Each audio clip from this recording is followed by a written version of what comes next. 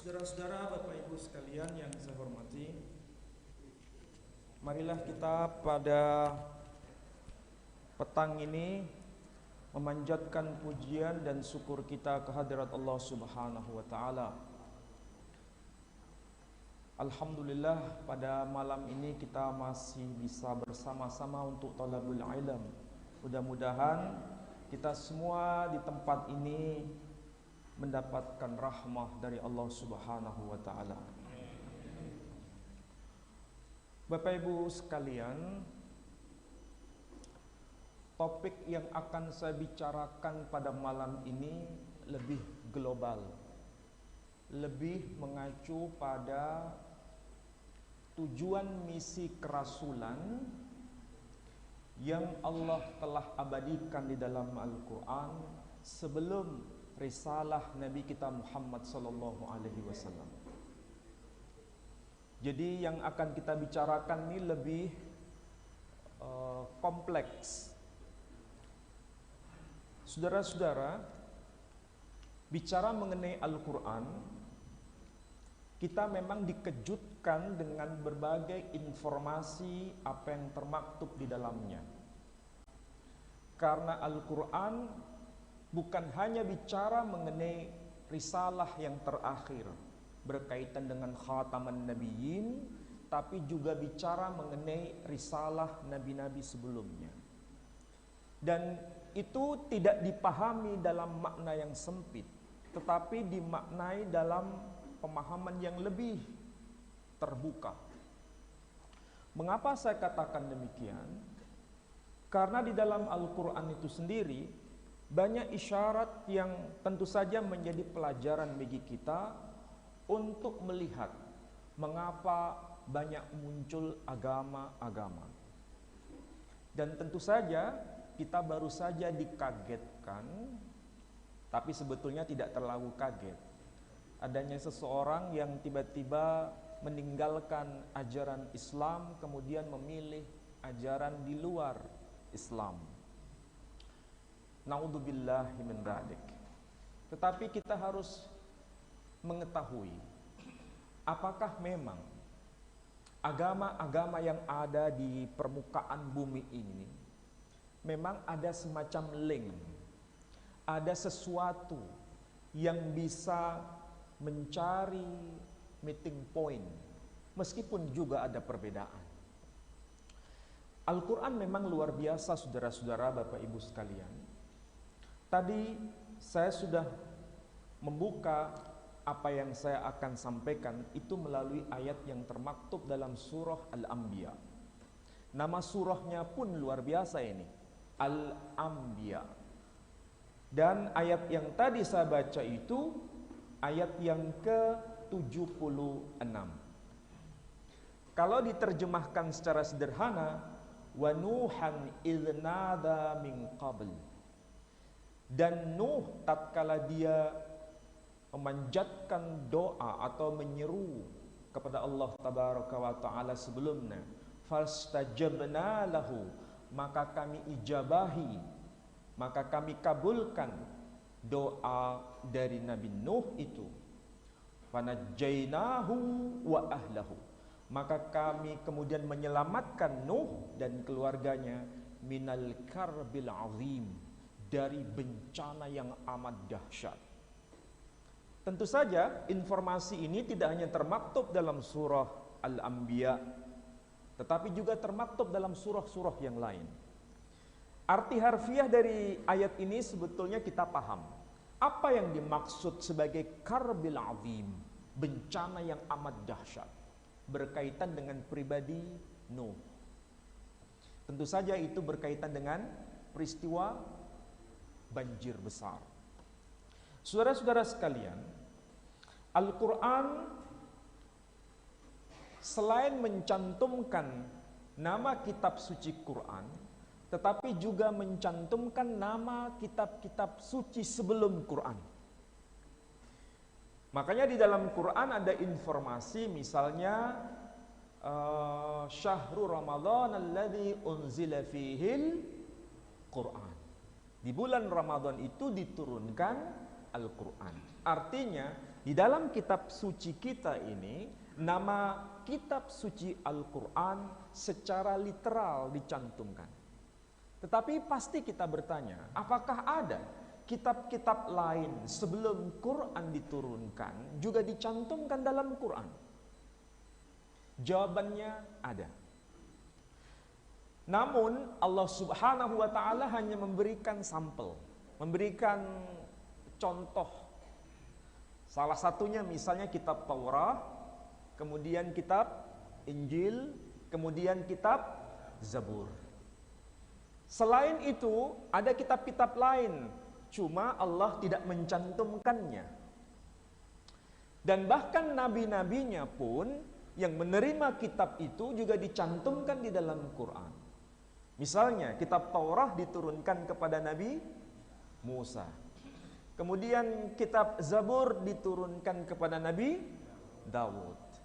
Kemudian kitab Injil diturunkan kepada Nabi Isa alaihissalam. Jejak hubungan antara nabi-nabi yang dituliskan di dalam Quran dengan kitab sebelum Quran itu bisa dikaji dari sisi sains, dari sisi akademiknya, dari sisi kebahasaannya. Misal, kalau di dalam Quran ada informasi nama kitab suci yang disebut Taurat, maka dalam bahasa sebelum Quran diturunkan, yang mereka juga sampai sekarang masih menggunakan kitab itu, bukan disebut Taurat, tapi disebut Torah. Arti harfiah Torah itu apa? Kalau kita mencari di dalam Quran tidak akan ketemu, karena istilah Taurat itu bukan asli bahasa Arab, tapi bahasa non-Arab yang betul. Kitab Taurat itu diturunkan kepada Nabi Musa. Dan Nabi Musa memang bukan orang Arab. Salah satu ciri bahwa nama itu bukan asli Arab itu ditandai dengan bentuk kata. Kalau nama di akhirnya itu ada huruf ya tanpa ada titik, orang kita menyebutnya alif bengkong. Tahu alif bengkong? Huruf ya tapi tidak ada titik. Itu kalau kita mengerti bahasa Arab itu memang bukan asli Arab, tapi non Arab yang diarabkan. Contohnya Musa, hurufnya ya tidak ada titik. Dan kalau ditanya apakah Musa orang Arab? Bukan. Dia bagian dari Bani Israel. Ada lagi misalnya Isa. Ain, ya, sin, kemudian alif maksurah atau yang disebut alif bengkong. Saya tanya sekarang, apakah Isa orang Arab? Bukan. Makanya dia berkata di dalam Quran, ya Bani Israel, wahai Bani Israel. Artinya dia bagian dari Bani Israel. Itu fakta dari sisi kebahasaan terbukti. Nah, kalau di dalam Quran disebut Taurat, sedangkan dalam bahasa aslinya yang bukan Arab, tentu saja tidak disebut Taurat, tapi disebut Torah. Ternyata istilah Torah itu bendanya. Orang yang mengajar Torah, Nabi Musa itu disebut More. More itu artinya guru yang mengajarkan Torah. Tindakan mengajarnya itu disebut Yara. Sifat dari Torah itu adalah Or, yang dalam bahasa Arab menjadi Nur. Jadi dalam bahasa Arab Nur itu artinya apa? Cahaya. Dalam bahasa Ibrani Or itu artinya cahaya. Orang yang mengajarkan benda yang disebut Torah itu disebut More. Jadi ini dari sisi kebahasaan terbukti. Dan kita bisa mengkajinya sampai hari ini. Artinya barang bukti itu tidak hilang. Barang bukti itu. Namanya pun yang menerima kitab Torah dalam Quran disebut siapa? Musa. Orang Yahudi tidak menyebutnya Musa, tapi menyebut Moshe. Kalau kita menyebut Musa alaihissalam, sementara mereka, saudara kita kaum Yahudi di Israel sana, Bani Israel menyebutnya Moshe. Makanya mereka menyebut Moshe Rabbeinu alaihissalam, kita menyebut Musa alaihissalam. Kalau misalnya kita menyebut, kalau kita misalnya menyebut Musa alaihissalam, boleh atau tidak? Kalau kita menyebut Musa alaihissalam, boleh atau tidak?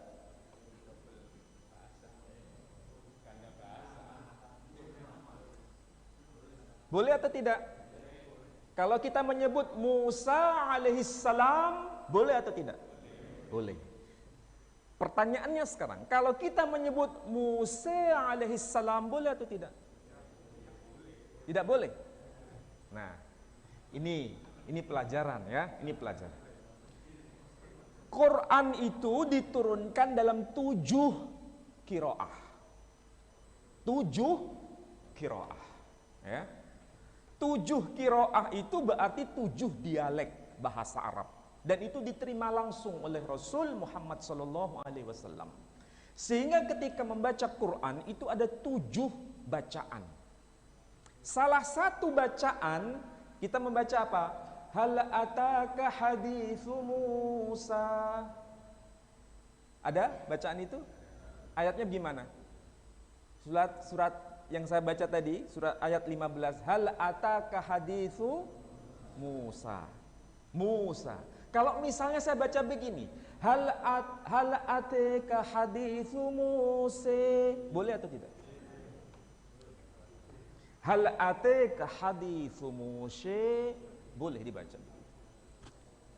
Boleh nggak dibaca di dalam solat saya baca hal ataka haditsu Musa? Boleh? Boleh.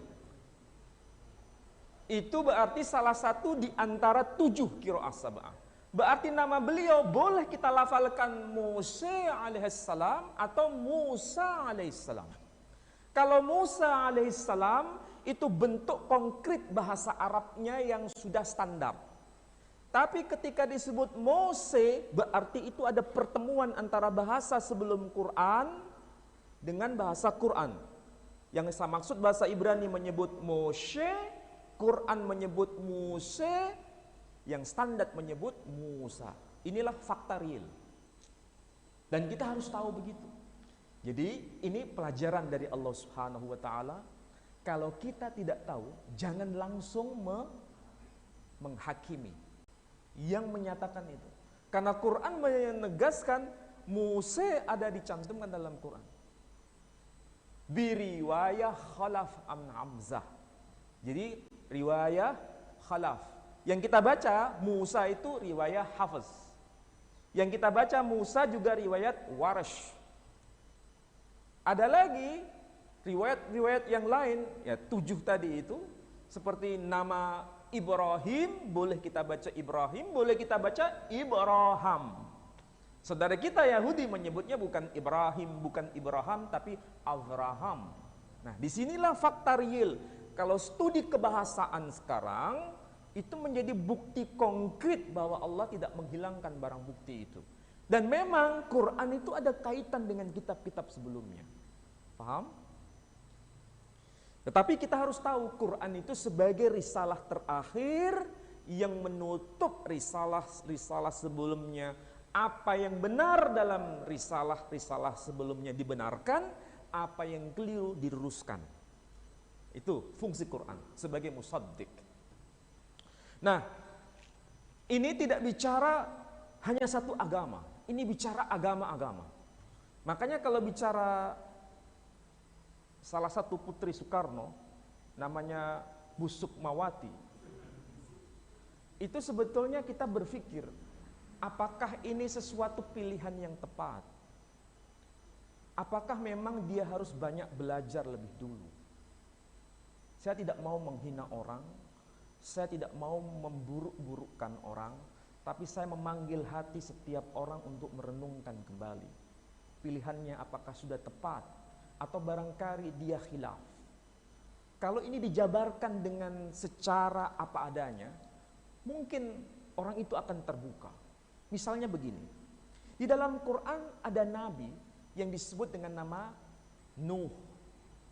Nuh itu nabi yang amat senior bukan junior, senior. Saking seniornya dia bagian dari ulul azmi. Ya kan? Ulul azmi itu ada 5. Yang paling puncak di ulul azmi itu Nabi Nuh. Baru kemudian Ibrahim, kemudian Musa, kemudian Isa, kemudian Muhammad sallallahu alaihi wasallam. Kita sentuh sosok yang paling senior, yakni Nuh. Dan ini kalau bicara Nuh, semua agama tahu. Semua agama, bukan sebagian agama. Semua agama tahu siapa itu Nuh. Hanya saja bagaimana cara kita menjelaskan. Kalau dalam Quran disebut Nuh, maka saudara kita yang Yahudi ataupun yang Katolik ataupun yang Protestan tidak mengenal dengan nama Nuh, tapi disebut dengan nama Noah. Noah itu bahasa Ibrani. Bahasa Arabnya adalah Nuh. Makanya dulu ada band Peter Pan namanya band Noah. Karena memang itu bahasa Ibrani dan itu tidak salah. Itu benar. Dan kalau kita mau melihat lebih dewasa untuk berpikir, apakah memang sekarang ini ada Quran berbahasa Ibrani? Maksudnya terjemahan bahasa Ibrani. Ada. Siapa yang menerbitkan? Kerajaan Saudi Arabia. Kalau jenengan mau kepingin tahu bagaimana Quran bahasa Ibrani, silakan datang ke rumah saya. Itu banyak Quran terbitan Saudi Arabia dalam berbagai bahasa. Mau bahasa Amazik ada, mau bahasa Rusia ada, mau bahasa Inggris otomatis, bahasa Prancis ada, termasuk bahasa di India, yakni bahasa, kalau Urdu itu Pakistan, kalau di India bahasa Hindi. Termasuk bahasa Ibrani itu, tulisannya bisa bayangkan ya, hurufnya kotak-kotak itu, tidak disebutkan dengan nama Nuh, tapi disebutkan dengan nama Noah. Dikembalikan pada bahasa asalnya. Ya. Jadi antara Nuh dengan Noah, kalau kita tanya kepada saudara kita yang Katolik atau Protestan, mereka pasti akan menjelaskan kepada kita bahwa itu adalah Noah. Peristiwa banjir besarnya sama. Kita pun melalui Quran juga dibicarakan mengenai banjir besar yang sama. Nah, pertanyaannya sekarang, kalau kita tanya kepada Bu Sukmawati, apakah dia tahu mengenai hal ini? Dia yang bisa menjawabnya. Nah, kalau kita tanya kepada saudara kita kaum Hindu di Denpasar, Bali atau di India, ketika kita tanya apakah ada mengenal sosok yang bernama Manu, dia pasti jawab, oh iya kami tahu. Manu itu termaktub di dalam kitab Bhaviswa Purana. Siapa itu Manu? Mereka pasti jawab, Manu itu orang yang dipilih Tuhan untuk membuat bahtera besar. Barang siapa yang naik ke bahtera Manu, mereka akan selamat. Tetapi yang tidak naik ke bahtera Manu, mereka akan tenggelam di lautan yang besar. Kalau mereka mengatakan begitu, dan memang ada, kitab sucinya Bhaviswa Purana di rumah saya ada. Jadi di rumah saya itu mau agama apapun datang, welcome. Saya tidak pernah menolak agama apapun datang ke rumah saya untuk mencari apa meeting point. Kalau berbeda, itu memang ada sesuatu yang beda. Tetapi kalau sesuatu yang sama, itu yang menjadi bahan untuk kita diskusi lebih akrab, lebih intensif. Nah, kalau begini pasti mereka tahu apa bedanya antara Nuh, Noah, dan Manu. Dan dari kata Manu itu muncul nanti dalam bahasa Inggris menjadi man. Karena man itu artinya manusia. Karena antara bahasa Sangsekerta, Manu, itu bahasa Sangsekerta. Bahasa Inggrisnya man. Karena itu satu keluarga bahasa. Sama seperti orang India menyebut nama Bharata Yuddha. Apa arti Bharata Yuddha? Yuddha itu perang. Bharata, di sini ada nama Jalan Bharata. Kalau di Surabaya ada Jalan Bharata. Apa arti Bharata? Bharata apa? Saudara. Artinya perang saudara. Ini bahasa Sangsekerta. Dalam bahasa Parsi yang bersebelahan dengan India itu menyebutnya bukan Bharata tapi brother. Brother. Dalam bahasa Inggris menyebutnya apa? Brother. Apa arti brother? Saudara. Karena memang itu jejak kebahasaan yang tidak hilang. Kita diingatkan kembali bahwa agama-agama itu ada kitab suci masing-masing dan ditulis dalam bahasa masing-masing. Dan bahasa-bahasa itu dapat kita pelajari untuk mencari meeting point itu. Ini bukan bermaksud menyamakan agama ya, bukan. Tapi bagaimana agama-agama itu ada interaksi. Karena risalah Nabi kita Muhammad SAW itu bukan risalah yang tiba-tiba kalau bahasa orang Surabaya itu mak bedunduk begitu, bukan. Tahu maksudnya? Kalau orang sini mengatakan apa? Tiba-tiba. Tapi dia adalah risalah terakhir yang ada kaitan dengan risalah-risalah sebelumnya. Bukankah dalam Quran dikisahkan ayat yang paling awal di surah Al-Baqarah, walladzina yu'minuna bima unzila ilaika wa ma unzila min qablik. Beriman atas apa risalah yang diturunkan kepadamu dan beriman atas risalah yang diturunkan sebelum kamu. Inilah Islam sebenarnya. Jadi kalau ditanya soal Nabi Nuh, memang namanya tidak persis sama, tetapi ada sesuatu yang menyambungkan karena memang ada perbedaan bahasa. Jangankan ini bahasa Sanskrit dengan bahasa Arab. Bahasa Sanskrit Sanskerta Hindu menyebut Manu, Quran bahasa Arab menyebutnya Nuh. Ini beda bahasa. Sama-sama bahasa Arab saja, dialeknya bisa berbeda. Seperti nama Musa dengan Moshe. Sama-sama dialek bahasa Arab itu. Nggak usah jauh-jauh, kita dengan Malaysia itu ada kemiripan enggak? Kita menyebut berbeda. Orang Malaysia menyebutnya berbeza. Pakai Z, kita pakai D. Berbeda, mereka berbeza. Kita menyebut karena, orang Malaysia menyebut kerana. Ya kan? Ini sama-sama rumpun Melayu. Jadi ini barang bukti yang Allah Subhanahu wa ta'ala tetap abadikan kepada kita supaya kita bisa berpikir bahwa Quran itu ada hubungan dengan kitab-kitab sebelumnya. Jadi Quran itu sederhana sebenarnya memberikan informasi kepada kita. Ada nama kitab sucinya disebut, nama nabinya disebut, kutipan ayat-ayat sucinya disebut. Ada juga nama kitab suci tidak disebut, nama nabinya tidak disebut, tapi ayat sucinya disebut. Ini lebih susah. Kalau nama kitab sucinya disebut, nabinya disebut, kutipan, potongan ayat sucinya disebut, gampang dicari dalam Quran. Misalnya apa? Lihat dalam surat Al-Anbiya, surah Al-Anbiya itu. Ayat yang ke-105. Ada yang hafal? Walaqad katabna fiz zabur min ba'di dzikr annal arda yarithuha ibadiyas salihun. Dan sungguh telah termaktub di dalam kitab Zabur sebagaimana telah tertulis dalam kitab Lauhil Mahfuz. Apa yang termaktub dalam kitab Zabur dan di Lauhil Mahfuz? Annal arda yarithuha ibadiyas salihun. Sungguh bumi ini diwarisi oleh orang-orang yang soleh. Kalau Quran mengatakan demikian, bahwa di dalam Taurat itu, dalam kitab Zabur itu ada informasi bahwa bumi itu diwarisi oleh orang-orang yang soleh. Kita beriman atau tidak? Kalau kita, potongan wajah kita ini cukup dengan Quran mengatakan begitu, sami'na wa ta'na. Tapi kalau ngomong di kalangan orang-orang yang berpikirnya aneh-aneh atau di kampus saja, hanya berkata sami'na wa ta'na, apakah sudah cukup? Tidak. Pasti mereka berkata, kalau Quran berkata walaqad katabna fiz zabur, dan sungguh telah termaktub dalam kitab Zabur bahwa bumi ini diwarisi oleh orang-orang yang soleh, mana buktinya kalau tertulis begitu dalam kitab Zabur? Tolong tunjukkan sama saya. Kalau ada tertulis begitu dalam Zabur, berarti Quran benar. Kalau tidak ada dalam kitab Zabur tertulis begitu, berarti Quran keliru. Berani nggak menjawab itu? Berani tidak?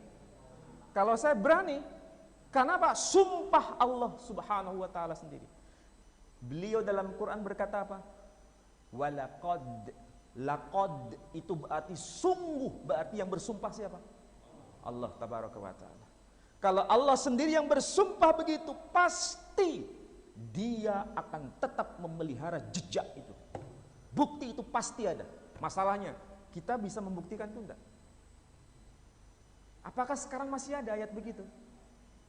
Dalam kitab Zabur? Ada. Sampai sekarang itu loh masih ada. Mau yang terjemahan ada, mau yang aslinya ada. Tapi bukan bahasa Arab. Namanya kitab Zabur. Kitab Zabur kepada siapa? Nabi Daud. Daud itu orang Arab atau bukan? Bukan. Orang Bani Israel. Kalau Bani Israel bahasanya apa? Ibrani. Dan memang betul. Dalam kitab Mizmor, bukan Zabur. Mizmor pasal 29 ayat 37 disebutkan Sadiqim yiritsu eretz wiskenu da'at alaiha. Sadiqim. Ini mirip dengan bahasa Arab. Bahasa Arab apa artinya? Sadiqim. Orang-orang yang benar. Ya, Sadiqim. Kalau kita menyebut sod, mereka menyebut sode.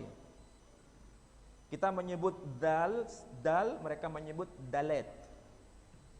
Kita menyebut mim, mereka menyebut mim. Jadi sodiqin, sodiqin, mereka menyebut sodiqin. Yirithu, kalau bahasa Arabnya yarithu. Orang-orang benar, yirithu, akan mewarisi. Eret, Arabnya al-ard. Apa itu? Bumi. Jadi orang-orang benar, orang-orang salih itu mewarisi bumi. Ada teksnya. Baik itu di Katolik ada, di Protestan ada, di kitabnya orang Yahudi ada. Berarti Quran ketika berkata walaqad katabna, dan sungguh telah tertulis dalam kitab Zabur, memang begitu adanya. Jadi Quran itu ketika menggunakan kalimat sumpah itu pasti jejaknya ada. Jangankan bicara mengenai kisah dalam Quran. Kisah di luar Quran, kalau Allah menegaskan sungguh telah termaktub dalam kitab sebelumnya, pasti ada. Dan bukan sekedar kisah. Bahtera Nuh sampai sekarang itu sudah lenyap atau masih ada? Masih Bahtera Nuh. Tahu Bahtera kan?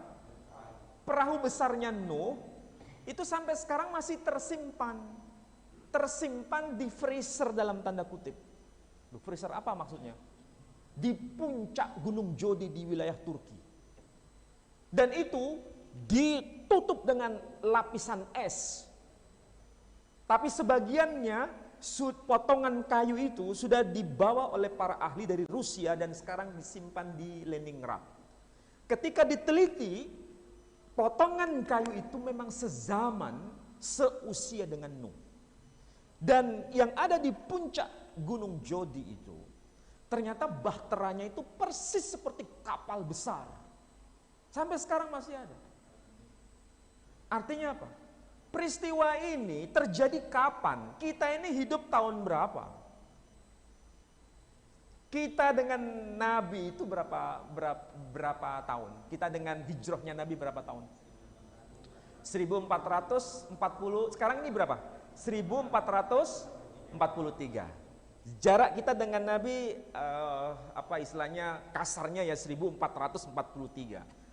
Sebetulnya lebih ya, lebih karena dihitung dari hijrahnya Nabi. Nabi saja lahir tahun 571 Masehi. Nabi dengan Nabi Ibrahim itu jarak generasinya panjang. Coba aja dihitung ya. Saya sebutkan jenengan yang hitung ya. Muhammad bin Abdullah bin Abdul Muttalib bin Hashim bin Abdi Manaf bin Qusay bin Kilab bin Murrah bin Ka'ab bin Lu'ay bin Ghalib bin Fikhr alias Quraisy. Berapa generasi? Kok 10? 12 generasi ya. Ini masih lanjut ya. Fikhr alias Quraisy bin Malik, bin Nadr, bin Kinanah, bin Huzaimah, bin Mudrikah, bin Ilyas, bin Mudar, bin Nizar, bin Ma'ad, bin Adnan, bin Udad, bin Zaid, bin Yaqdir, bin Yaqdum, bin Hamasa, bin Nebet, bin Khidar, bin Ismail, bin Ibrahim. Sudah berapa? Ya? Ya? Ini kita ya.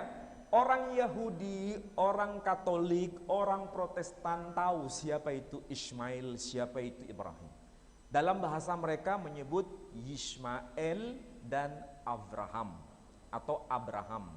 Makanya sekali-kali kasih nama jangan nama sekedar Ibrahim, kasih nama Ibrahim. Kan itu bahasa Quran juga kan? Iya kan? Atau kasih nama Muse atau Musa. Yang biasa kan Musa, kasih nama Muse. Muse itu benar dalam Quran, tapi jarang orang pakai ya, karena nggak biasa.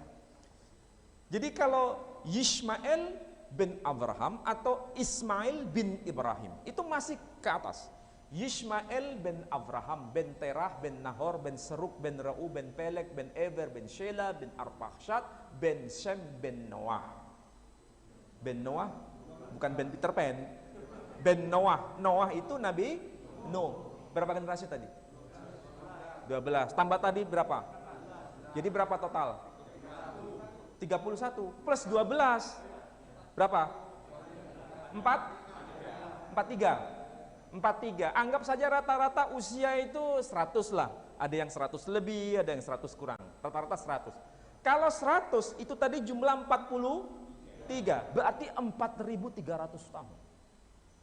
4.300 tahun dari Nuh sampai kepada Nabi kita. Plus 1.443 tahun, berarti berapa?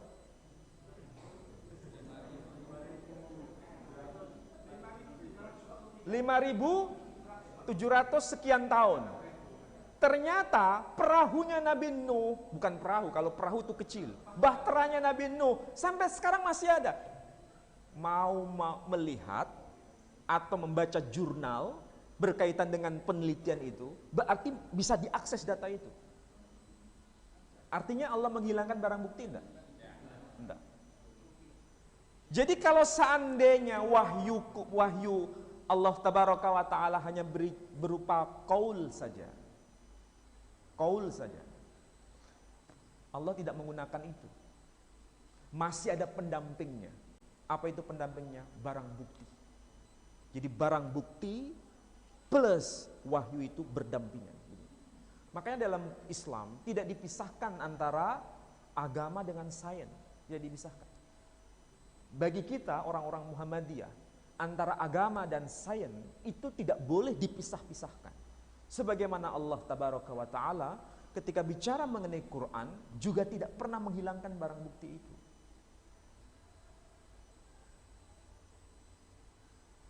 Baru ngeh ya ternyata ya. Memang begitulah cara Allah memelihara kebenaran. Kebenaran itu kita pun masih menggunakan dua cara itu. Kalau kita punya masalah di pengadilan, ya, kita punya masalah di pengadilan. Berbeda pendapat memperebutkan sesuatu. Dibawa ke seorang hakim. Kira-kira hakim itu mengatakan benar atau salah berdasarkan informasi sepihak atau tidak? Hah? Dua-duanya dikonfirmasi. Kalau dua orang yang bersengketa bersepakat dalam satu hal, berarti itu benar. Tapi kalau tidak bersepakat, berarti ada sesuatu yang salah, ya kan?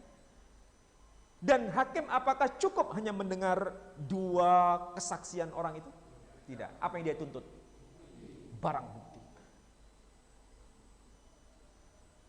Buktinya mana barangnya?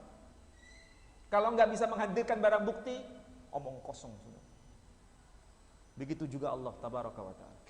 Jadi kalau kita berdakwah kepada non-muslim khususnya, kalau hanya sekedar Al-Quran mengatakan demikian, itu tidak cukup. Kalau sesama muslim tidak masalah. Sami'na wa ata'na. Kalau ngomong kepada Sukmawati model pokoknya Quran begini, dia nggak akan percaya. Tapi kalau kita tunjukkan kitab suci Bhagavad Gita, kitab suci Rigveda, Yajurveda, Samaweda, Atharvaveda, kita bukakan tuh data-datanya, dia pasti akan berpikir lagi. Sayangnya banyak orang yang kekurangan literasi, kurang bacaan, sehingga ketika Quran bicara seperti ini, dia tidak bisa mendapatkan sesuatu yang lebih kompleks. Satu hal yang Allah sampaikan di dalam Quran. Kalau tadi saya jelaskan ada nama kitab sucinya, ada nama nabinya, ada ayat sucinya disebut, ini gampang. Ini yang agak susah, yang kedua, klasifikasi yang kedua. Kalau tadi klasifikasi yang pertama. Klasifikasi yang kedua itu, nama kitab sucinya nggak disebut. Nabinya nggak disebut. Tapi ayat sucinya kok ada dalam Quran. Cari misalnya surah Ar-Rum. Surah keberapa? Surah 30. Ada ayat yang berbunyi wa min ayatihi manamukum bil-lail wan nahari wa batigaukum min fadlih. Arti harfiahnya, dari sebagian tanda-tanda kekuasaan Allah, dia jadikan malam untuk apa? Istirahat. Dia jadikan siang untuk bekerja atau mencari rezekinya Allah. Ringkasnya begitu. Malam untuk istirahat, siang untuk mencari rezekinya Allah bagi makhluk hidup. Apakah ini memang ayat Quran? Jawabannya iya. Tapi apakah ini hanya semata-mata di dalam Quran? Jawabannya tidak. Ternyata di dalam kitab yang disebut Manawa Dharma Sastra. Apa itu kitab Manawa Dharma Sastra? Itu kitab suci. Bagi siapa? Saudara kita kaum Hindu. Manawa Dharma Sastra itu maksudnya Manawa dan Sastra. Sastra itu artinya kitab suci. Kalau kita berubah maknanya menjadi novel, Sastra itu artinya kitab suci. Sedangkan Manawa itu maksudnya kitab suci yang diterima oleh Manu. Siapa itu Manu? Nuh. Apa yang termaktub dalam kitab Manawa Dharma Sastra? Berbunyi begini. Ratri swapnaya putanam restayai karyama namaha. Saudara kita kaum Hindu kalau baca bukan bahasa Arab, bukan bahasa Ibrani, tapi yang dibaca dalam bahasa Sangsekerta. Misalnya Om Purvaswaha Sat Sabitur Varenyam Bargo Devasyadimahi Dioyona Prachodayat. Itu bahasa Sangsekerta. Nah, apakah bahasa Sangsekerta begitu ada dalam Quran? Istilah Sangsekerta itu apakah ada dalam Quran? Ada. Misalnya Malakaini bibabila Haruta wa Marut. Ada dua malaikat di negeri Babil. Siapa itu? Harut dan Marut. Silakan cek dalam kitab-kitab para ulama salaf. Ternyata istilah Harut Marut itu bukan asli bahasa Arab. Misalnya Al-Itqan fi Ulumil Quran tulisan Al-Imam Jalaluddin Asyuti. Ternyata banyak kosakata dalam Quran, istilah-istilah dalam Quran yang bukan Arab diarabkan, termasuk dari bahasa Sangsekerta. Dan ternyata Harut Marut itu ada dalam kitab saudara kita kaum Hindu. Dan itu tidak disebut malaikat, tapi disebut dewa. Apa itu dewa? Dewa itu bukan Tuhan. Dewa itu dari kata dev, artinya cahaya. Kalau dia pemilik segala cahaya, disebut Mahadeva, Tuhan. Sementara yang departemental disebut Deva. Salah satunya Haruta dan Maruta. Nah, pertanyaannya, kalau Haruta Maruta disebut Deva, sementara Quran Harut dan Marut disebut malaikat. Saya tanya sekarang, malaikat diciptakan dari apa? Ketemu kan? Ketemu atau tidak? Ketemu. Perbedaannya begini, di dalam Islam, ini bukan menghakimi agama lain. Perbedaannya dalam Islam, kita tidak boleh melibatkan malaikat dalam peribadatan. Ya kan? Tidak boleh. Tapi saudara kita Hindu boleh melibatkan para dewa dalam peribadatan. Udah, selesai. Nggak usah dibahas lagi. Ini bedanya. Jadi saya tidak boleh menghina agama orang lain, tidak boleh. Hanya menunjukkan ini dalam Islam hanya kepada dia yang satu-satunya, tanpa boleh melibatkan para malaikat yang tercipta dari cahaya.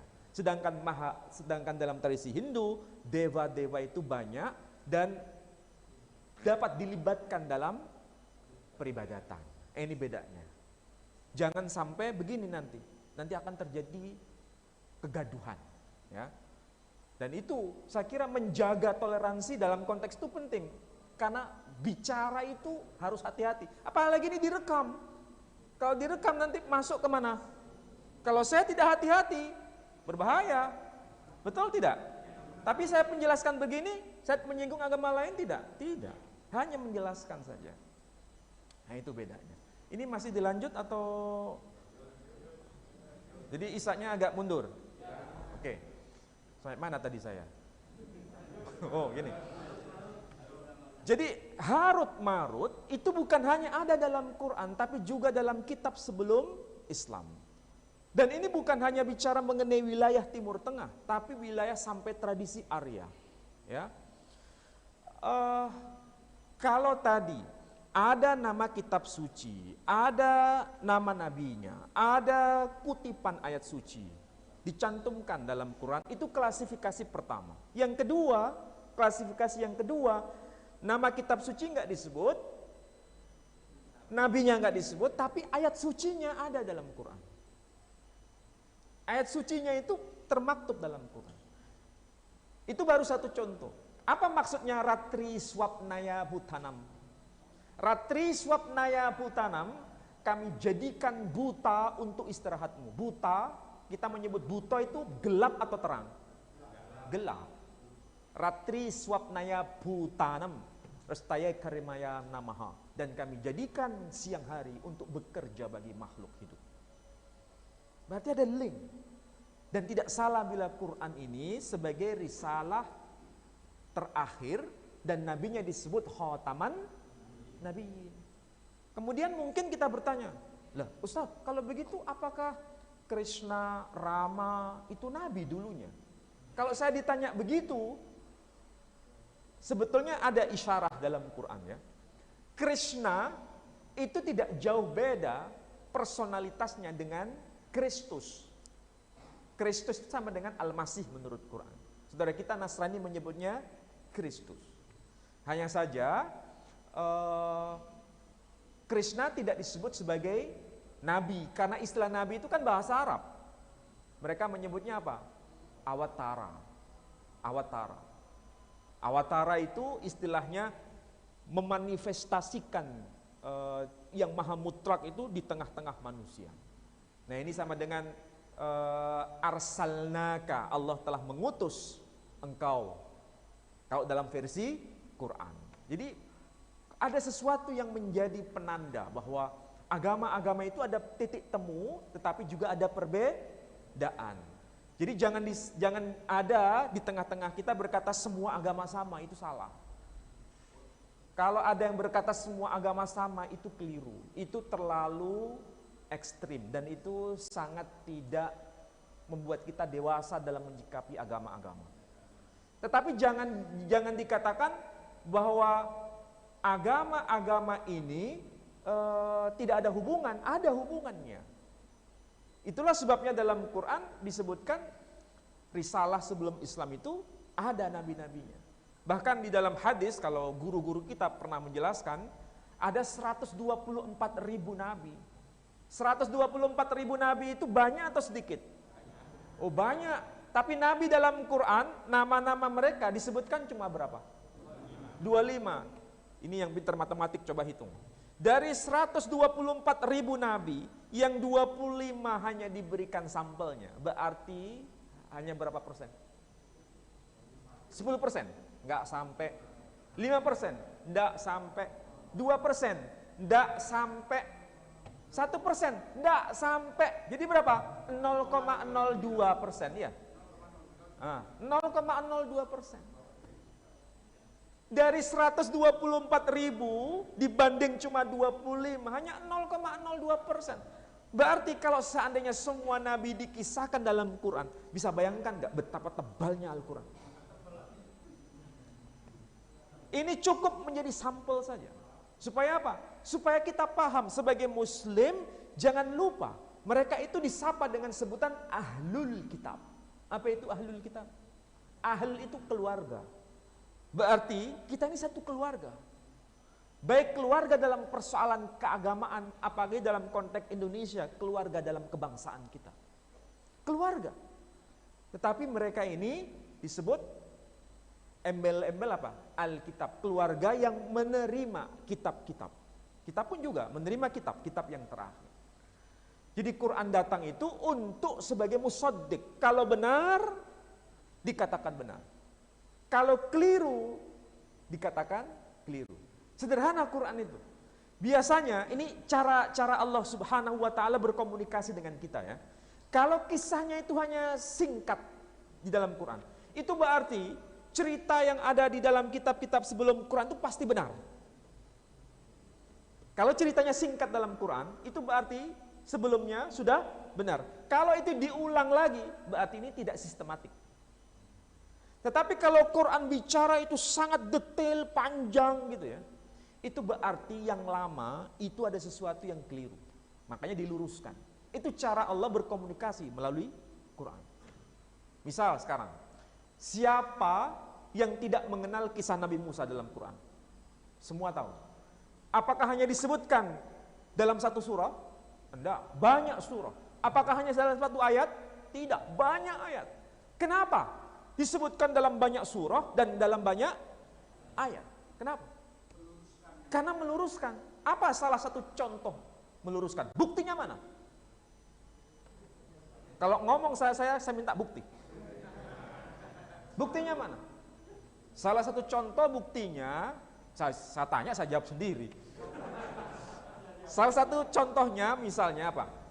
Yang membuat patung sapi pada zaman Nabi Musa, itu siapa menurut Quran? Samiri. Bukan Nabi Harun. Tapi kitab Taurat yang sekarang, yang masih ada di tengah-tengah Bani Israel, yang membuat patung sapi bukan Samiri. Yang membuat patung sapi adalah Nabi Harun. Berarti Quran meluruskan atau membenarkan? Meluruskan. Nah itu salah satu contohnya. Nabi Isa juga begitu, ceritanya banyak sekali disampaikan dalam Quran. Dalam berbagai surah, dalam berbagai ayat. Berarti sangat detail atau global? Detail. Kenapa? Karena mau meluruskan.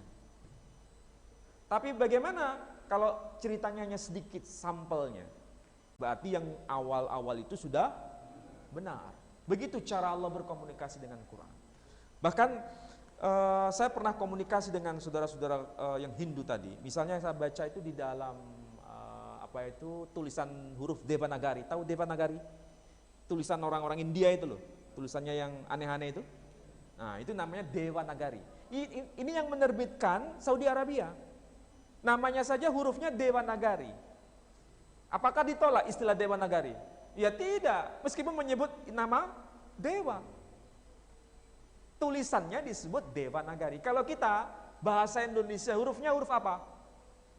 Hurufnya itu loh, huruf apa? Latin. Huruf Latin. Nah kalau Devanagari itu namanya Devanagari, yang melungker-melungker itu loh hurufnya. Oh itu huruf Hanocoroko, huruf Carakan namanya. Beda, itu huruf Jawa. Ini huruf Devanagari. Nah, kalau di dalam Quran misalnya Qul huwallahu ahad, arti harfiahnya katakanlah Allah itu ahad. Kalau yang terbitan Saudi Arabia itu hurufnya melungker-melungker itu yang disebut Devanagari, bunyinya begini. Apko dije keva Allah ekhihe. Ekhihe. Jadi kalau jenengan punya teman, punya saudara, punya anak namanya Eko, berarti satu. Kalau punya saudara urutan keempat namanya Eko, berarti yang orang tuanya salah alamat kasih nama. Eko itu artinya satu atau urutan pertama. Eka. Jadi apko dijie keva Allah ekhihe. Sementara saudara kita yang orang Hindu menyebutnya Bhagawan ekhihe. Dalam kitab Brahma Sutra disebutkan Bhagawan ekhihe. Dastron nehihe. Nehihe, zerabi nehihe. Zerabi nehihe itu maksudnya, sampai di sini nehi. Zerabi nehihe itu maksudnya walam yakullahu kufuwan ahad. Tidak ada sesuatu yang sama dengan dia. Ini sesuatu mata rantai sebenarnya. Mata rantai. Jadi saudara-saudara, dengan mengkaji Quran, kita tahu, disadarkan bahwa Quran itu sebagai penyempurna dari kitab-kitab sebelumnya. Nabinya disebut khataman nabiyyin. Apa yang benar pada risalah sebelumnya dibenarkan. Apa yang tidak benar diluruskan di dalam Quran. Supaya apa? Semua bisa nyambung, dan memang risalah terakhir ini bukan untuk satu umat, tapi untuk semua umat. Dan semua umat itu ada nabinya masing-masing. Yang jumlahnya berapa tadi? 124.000 nabi. Dan Quran hanya memberikan isyarat. Isyaratnya apa? Walikulli qaumin had. Setiap umat ada nabinya. Pikiran nakal saya begini. Apakah dulu orang Jawa juga ada nabinya? Dulu. Ada enggak? Ya ada pasti. Tapi bukan nabi yang sekarang loh ya. Nabi sebelum Nabi Muhammad SAW, semua umat, mau di Afrika, mau di Asia, mau di Amerika, mau di Asia Tenggara, mau di mana-mana, di Cina dan semuanya, itu semua ada nabi-nabinya. Dan diutus dalam bahasa kaumnya, bilisani kaumi, dalam bahasa kaumnya. Nah, ketika Quran datang, tidak murni bahasa Arab. Ketika Quran datang ini, ada bahasa lain selain bahasa Arab yang diarabkan. Makanya ada ajam kan, ada istilah-istilah non-Arab yang diarabkan. Cari di bahasa Arabnya nggak ketemu. Coba cari nama Musa, apa arti bahasa Arabnya? Nggak ketemu. Cari nama Isa dalam bahasa Arabnya, nggak ketemu, karena memang bukan bahasa Arab. Orangnya saja bukan orang Arab. Nah, bahasanya bahasa Suryani. Dalam teks Pesita menyebutkan elle delidute aiso de mesiho breh David breh Abraham. Elle delidute, inilah kelahiran aiso de mesiho. Qurannya menyebut apa? Isa al-Masih. Suryaninya menyebut apa? Aiso de mesiho breh David, anaknya Daud, keturunan Daud. Breh Abraham, anaknya Ibrahim. Dalam teks bahasa Indonesia disebutkan inilah daftar silsilah Yesus Kristus anak Daud, anak Abraham. Ya karena terjemahan. Tapi kalau bahasa aslinya nggak begitu. Elle dilidute aiso de mesiho breh David breh Abraham. Jadi disitulah kita bisa membaca bagaimana risalah nabi-nabi, semua nabi-nabi ini ada hubungan dengan Quran. Jadi kalau jenengan sekarang menjadi muslim, bangga dengan Islamnya enggak? Mau enggak memilih agama selain Islam? Kenapa enggak mau? Karena sudah lengkap di sini. Ini paling lengkap sudah. Mau cari ekstrimnya begini, mau cari ayat-ayat suci Weda, ada enggak di dalam Quran? Ada. Mau cari ayat-ayat kitab dari Dhamma pada Buddha, ada enggak dalam Quran? Ada. Mau cari kitab potongan ayat-ayat suci agama Konghucu dalam Quran, ada enggak? Ada. Mau cari kitab ayat suci potongan Injil, kitab ayat-ayat Injil dalam Quran, ada enggak? Ada. Mau cari potongan ayat kitab-kitab Taurat dalam Quran, ada enggak? Ada. Tapi kalau saya jelaskan semua enggak selesai. Ini bertahap dulu, minimal ada pengetahuan dasar bahwa agama-agama ini di summary, apa itu? Diringkas. Makanya disebut Quranan Fathatain. Kalau dari sisi kebahasaan Arab, tanwin Fathatain itu maknanya ringkasan.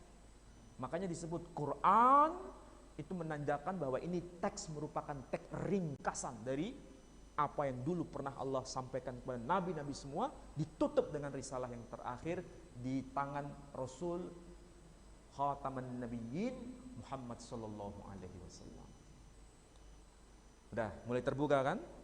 Ya mudah-mudahan ini manfaat untuk kita semua. Ada yang mau ditanyakan? Ya ini yang tanya dulu sebentar ya.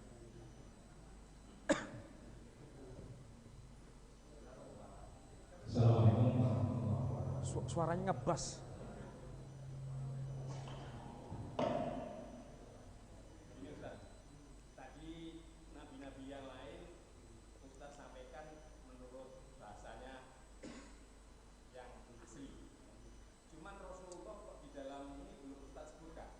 Di dalam Quran disebutkan Muhammad, mungkin di dalam Injil Oh. atau Zabur belum belum ada penjelasan dari Ustaz supaya saya ataupun yang lain istilahnya itu mengetahui lah. Paling tidak kalau Noah tadi yang setahu saya adalah Nuh, ternyata Nabi Nuh. Nah, itu aja Ustaz. Terima kasih. Ya, baik. Ini pertanyaan kritis dalam bahasa yang sederhana.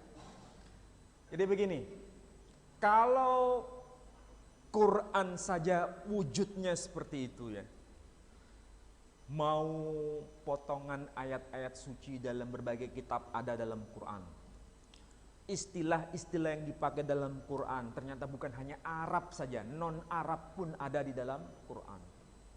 Disampaikan. Kalau begitu, bagaimana mengenai nabinya? Nabi istimewa yang disebut Muhammad sallallahu alaihi wasallam, apakah juga ada dalam kitab-kitab sebelumnya? Jawabannya ada. Ada. Cuma masalahnya kalau dilihat dari terjemahan tidak muncul. Kalau terjemahan tidak muncul.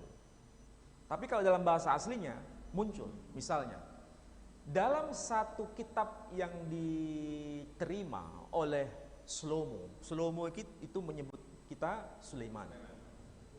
Tahu nggak apa makna harfiah dari nama Shlomo atau Sulaiman? Tahu nggak? Makanya Quran itu luar biasa. Satu kata itu maknanya dalam. Shlomo atau Sulaiman itu arti harfiahnya dia yang membawa damai. Dari kata salam, salom, artinya damai. Sulaiman. Kota yang didirikan oleh Sulaiman atau Shlomo, kotanya disebut Yerusalem. Yerusalem kalau bahasa Qur'annya Darussalam. Apa itu? Rumah damai. Negeri damai. Yerusalem. Yeru itu artinya rumah, Shalaim damai. Jadi rumah damai. Rajanya disebut Raja Salomo, Raja Damai. Jadi rajanya Raja Damai, ibu kotanya disebut ibu kota damai. Meskipun orangnya bentrok terus-terusan. Berarti desainnya itu apakah untuk bentrok? Enggak. Tapi pelakunya ini yang senantiasa tidak sesuai dengan grand desainnya. Nah, di dalam satu teks atau kitab yang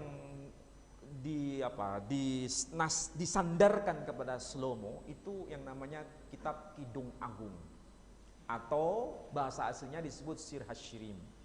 Di dalamnya ada ayat yang berbunyi ini, Hikko mamtakim wukhullo Muhammadim zedodi wa zera'i benot Yerusalem. Hikko mamtakim itu arti harfiahnya, di lisannya itu sangat begitu indah, sangat begitu manis. Wahullu, dan apapun. Jadi di lisannya, di bibirnya sesuatu yang indah, manis. Wahullu, dan keseluruhannya. Siapakah yang begitu itu? Muhammadim. Saya nggak terjemahkan. Muhammadim. Siapa itu Muhammadim? Zedodi. Z bukan zod. Kalau zod hadhihi. Kalau z hada. Berarti laki atau perempuan? Jadi Muhammadim itu jenis kelaminnya adalah laki. Buktinya ditandai z hada, laki, bukan zod hadhihi, bukan. Zedodi, ini kekasihku. Wazera'i, dan ini pemimpinku. Banot Yerusalem, saksikan wahai perempuan-perempuan Yerusalem. Yang ngomong begitu siapa? Sulaiman. Jadi kalau Sulaiman mengatakan Muhammadim itu adalah kekasihku dan juga pemimpinku, padahal kita tahu Sulaiman itu raja atau bukan? Berarti Muhammadim lebih besar daripada Sulaiman atau lebih kecil daripada Sulaiman? Lebih besar. Posisinya, makomnya lebih besar. Yang ngomong begitu siapa? Sulaiman. Tapi kalau terjemahannya nggak muncul. Terjemahannya nggak muncul. Ya kalau bahasa aslinya, kalau ditanya aslinya tertulis apa? Saya sebut Muhammadim. Muhammadim bukan Muhammadim. Muhammadim. Bahasa Arabnya Muhammadun. Bahasa Arab dengan bahasa Ibrani itu satu saudara. Tangan, bahasa Arabnya yad, Ibraninya yad.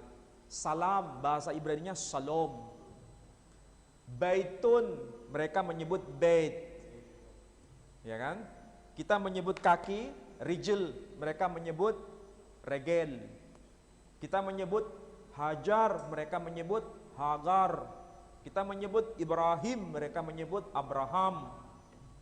Kita menyebut Ismail, mereka menyebut Yismael. Kita menyebut Ishak, mereka menyebut Yitzhak. Kita menyebut Yakub, mereka menyebut Yakov. Kita menyebut Adam, mereka menyebut Adam. Kita menyebut Nuh, mereka menyebut Noah. Kita menyebut Muhammadun, mereka menyebut Muhammadim. Nah, temu kan? Ini baru satu contoh, ya. Belum lagi yang lain-lain. Saya kumpulkan semua kitab suci agama di rumah itu, supaya orang paham. Siapapun yang datang ke rumah itu seperti datang ke tempat mereka sendiri. Kenapa? Kitab sucinya ada di situ. Jadi yang Chinese datang, ada kitab Konghucu, dia baca. Mau bahasa Inggris ada, mau bahasa Chinese ada, yang bahasa Indonesia ada. Bahkan Konghucu disebut Nabi Kongcu bersabda. Disebutkan Nabi Kongcu bersabda. Itu sudah diterbitkan oleh Matakin. Tahu Matakin? Majelis Tinggi Agama Konghucu. Kan di Indonesia agama resmi berapa? 6. Islam, Kristen, Katolik, Hindu, Buddha, Konghucu. Di kampus saya, mahasiswa yang agama Konghucu ada mata kuliah itu. Dosennya yang dari agama Konghucu. Udah ada itu. Oke, yang tadi? Langsung.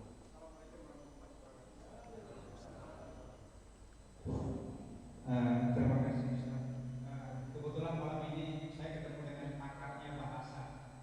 Saya penasaran mengenai tentang ini. Pernah saya lihat di YouTube atau saya baca di Google, apakah benar Buddha Siddhartha Gautama itu adalah Nabi Zulkifli?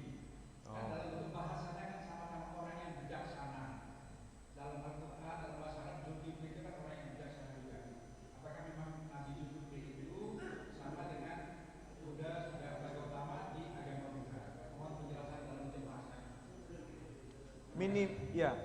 Minimal kalau jenengan pernah baca tafsir yang ditulis oleh seorang ulama Muhammadiyah yang bernama Buya Hamka, tafsir Al-Azhar. Beliau secara gamblang bisa jadi Gautama itu adalah seorang nabi. Bisa jadi, bukan memastikan, tapi bisa jadi. Karena apa? Dari sisi pendekatan bahasa dan dari sisi ajarannya. Jadi ajaran, bahkan apa yang disampaikan oleh Rasul Muhammad SAW yang berkaitan dengan jihad yang paling akbar itu adalah apa? Berperang melawan hawa nafsu. Itu ternyata ada juga di dalam kitab Dhammapada. Redaksinya saya tidak hafal ya. Nanti suatu saat saja nanti saya punya keinginan untuk kajian kita itu sistematik. Dari yang paling global sampai mengerucut gitu ya. Jadi ini yang paling dasar dulu. Ini kan pertemuan kita yang kedua ya. Yang paling dasar dulu. Soalnya apa? Ini bukan sekedar ngaji. Kalau ngaji biasa udah banyak. Ini yang ngaji agak khusus untuk akidah kita. Jadi kalau dalam kitab tafsir Al-Azhar disebutkan bisa jadi Gautama itu adalah nabi. Tetapi dalam kitab agama Buddha itu menunggu Buddha yang lain yang disebut Buddha Maitreya. Tapi siapakah Buddha Maitreya? Mereka sampai sekarang masih kesulitan untuk menentukan siapa ini yang menjadi Buddha Maitreya. Nah, bagi saudara-saudara kita yang penganut agama Buddha yang masuk Islam, itu menyebutkan Nabi kita itu bisa jadi adalah Buddha Maitreya. Maitreya itu arti harfiahnya yang penuh kasih, penuh rahmah. Sehingga kalau dihubungkan dengan Islam, wa ma arsalnaka illa rahmatal lil alamin, bisa jadi situ. Nah, itu salah satu bukti. Dan ajarannya banyak hal yang mirip-mirip. Tapi ada juga yang berbeda. Jaraknya dengan kita sekarang berapa ribu tahun? 5.000 sekian. Buddha itu lahirnya ya 5.000 sekian. Jadi lebih tua dibanding Nabi Isa. Nabi Isa baru berapa sekarang? 2000 sekarang 2021. Ya, kalau dihitung miladiah itu kan berarti kelahiran Nabi Isa. Sekarang baru 2000. Buddha sudah 5.000. Ya, itu salah satu informasi ya. Oke. Ada yang lain? Ya.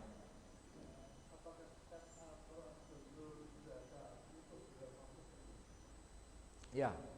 Jadi begini. Quran sebelum turun 30 juz, ya. Itu kalau kita belajar yang namanya ulumul Quran, itu kan diturunkan sesuai dengan sikon zaman itu.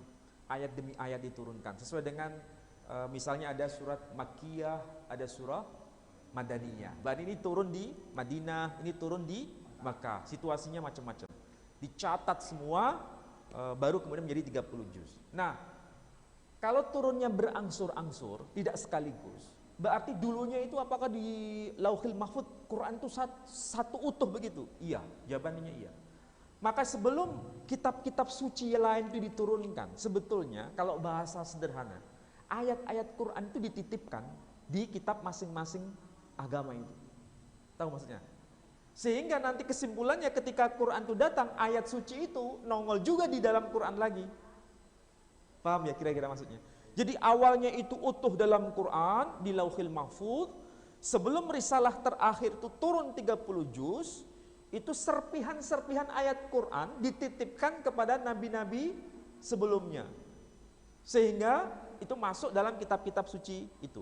Nah, ketika Quran datang, turun, sehingga kita bisa bicara ayat-ayat suci masing-masing agama muncul juga di dalam Quran.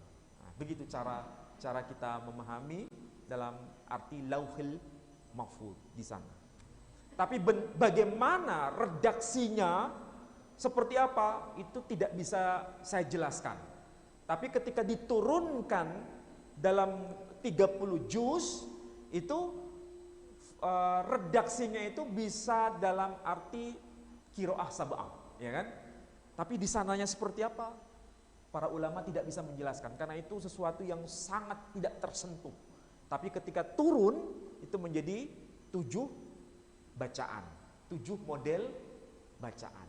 Jadi muncul Musa, muncul Muse, muncul Ibrahim, muncul Ibrahim, ya kan?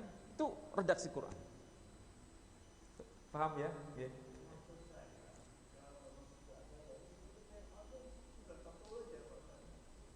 Oh, apakah Fir'aun itu dulunya sudah tertulis di alam sana?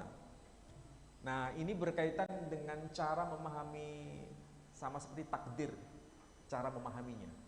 Kita tidak tahu sebelum itu terjadi. Tetapi ternyata setelah terjadi baru, oh ini menjadi sesuatu yang sudah ditetapkan di sana. Apa yang belum terjadi, apa yang akan terjadi, semua Allah sudah tahu dalam ilmunya Allah Subhanahu wa taala. Sehingga kita bisa berkata bahwa apapun yang terjadi itu sebelumnya Allah sudah mengetahuinya. Secara sederhana begitu. Tetapi begini, di dalam Quran itu kan banyak nama-nama orang ya yang muncul. Bahkan nama Zaid pun dalam Quran muncul. Apakah di dalam Lauhil Mahfuz sana nama Zaid, hurufnya Zain dan huruf-huruf macam-macam itu tertulis di sana seperti itu? Saya nggak bisa jawab. Saya nggak berani jawab. Karena itu adalah sesuatu yang tak bisa dipikirkan. Bagaimana sih Quran dalam Lauhil Mahfuz itu? Tidak bisa dijelaskan. Jangan dibayangkan di sana itu sudah ada huruf jim, ada titiknya. Jangan dibayangkan huruf kha, ada titiknya di atas. Padahal kita tahu Quran ketika turun ditulisnya pakai titik atau tidak ada titik? Tidak ada. Ada fathah kasrah dhamma? Tidak ada. Jadi jangan dibayangkan di Lauhil Mahfuz sana itu tertulis Bismillahirrahmanirrahim, ada huruf fathah, ada fathah, kasroh, dhamma, titik 1, titik 2. Jangan dibayangkan begitu. Tapi itu sesuatu yang tak tersentuh. Ya. Saya kira itu yang bisa saya jawab. Oh ya, silakan. Ini Pak Kolonel. Waalaikumsalam. Jadi kalau ada pernyataan agama samawi dan agama milad atau Agama ardi. sering diterjemahkan bahwa kita muslim dan nasrani dan sebagainya yang ke atas itu agama yang dari langit. Kemudian soal Buddha, Hindu dan sebagainya sering kita dengar itu budaya atau datangnya dari bumi bukan dari langit. Bagaimana memahaminya? Iya, dalam hal ini saya pernah diskusi dengan banyak orang, terutama dari YIN. Pembagian istilah itu apakah memang sudah fix atau memang bisa diperdebatkan? Agama langit dan agama bumi. Kalau langit berarti dari wahyu, kalau agama ardi berarti ciptaan manusia. Ya. Kalau kita sepakat dengan istilah itu, coba kita hubungkan dengan apa yang diinformasikan dalam Quran. Misalnya begini, kalau salah satu agama langit itu agama Nasrani misalnya, ya kan? Agama Nasrani. Agama Nasrani kalau dianggap bagian dari agama langit, ternyata banyak nggak koreksi dalam Quran? Dikoreksi, banyak kan? Kenapa? Karena Nabi Isa dipertuhankan, ya kan? Dipertuhankan. Kemudian kalau kita hubungkan dengan agama, klasifikasi agama bumi seperti Buddha atau Hindu, apakah itu memang betul agama bumi? Kalau agama bumi, kenapa juga ada kesamaan informasinya di dalam Quran? Iya kan?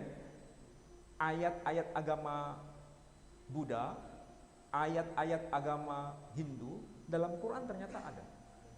Kalau begitu, kalau diklasifikasikan sebagai agama ardi, bagaimana cara kita memahami Quran? Nah itu yang menjadi sesuatu yang mereka sendiri nggak bisa jawab. Kalau saya ditanya apakah agama-agama semua ini disebut agama samawi, kalau saya lebih menegaskan kalau ada kesejajaran dengan Quran, klasifikasinya tetap agama samawi, meskipun dikoreksi juga oleh Quran. Buktinya Nasrani pun dikoreksi meskipun agama samawi, koreksi. Jadi tidak ada pembedaan menurut saya agama samawi dan agama ardi. Ya, ada juga yang berpendapat begitu, tapi tolong dijawab bagaimana kalau ada kesesuaian dengan Quran. Itu yang susah untuk dijawab. Kira-kira paham maksud saya, Pak ya? Jadi kalau saya ngomong sama orang Hindu, orang Buddha, saya nggak pernah mengatakan itu agama ardi. Saya pernah webinar sama orang Hindu dari Bali. Mereka pun merasa tidak nyaman disebut, kami kenapa ya disebut agama ardi? Mereka menyebut agama ardi, agama bumi, diciptakan oleh manusia. Kami nggak pernah menciptakan agama Hindu, katanya begitu. Itu jadi problem dalam dialog itu, jadi problem. Tapi ketika saya berkata ayat suci Hindu ada di dalam Quran, saya bicara begitu, ada. Nah di situ dia, oh ada di mana itu? Saya tunjukkan. Oh iya, kenapa kok bisa sama? Nah dari situ terjadi dialog. Dialog membuktikan bahwa dia tidak bisa mengatakan Quran itu sebagai sesuatu yang keliru. Kenapa clear dikatakan benar? Karena dicantumkan dalam kitab agama sendiri. Nah di situ. Nah itu problem ya, problem epistemologis sebetulnya, problem nalarnya. Dan memang harus ada konsekuensi. Kalau berani mengatakan sebagai agama ardi, apa argumentasinya? Kalau tidak disebut agama ardi, apa argumentasinya? Mana yang lebih valid hujjahnya? Kan kita patokannya pada hujjah. Aina hujjatukum? Mana hujjahmu? Nah itu yang penting. Saya kira itu ya. Apalagi seperti jenengan ini kan harus memposisikan agama-agama ini sebagai rekan dialog, tidak memisah-misahkan di antara mereka. Kamu kelompok samawi, kamu kelompok ardi, kan ya begitu. Nah, itu akan menjadi masalah juga itu. Dan saya juga tidak sependapat sebenarnya. Meskipun ada yang tidak sepakat dengan pernyataan saya, tapi saya punya tanggung jawab untuk memposisikan itu semua. Ya, saya kira itu ya. Ibu-ibu nggak ada yang tanya? Ini sepertinya model kuliah ya. Nah, ya nggak apa-apa.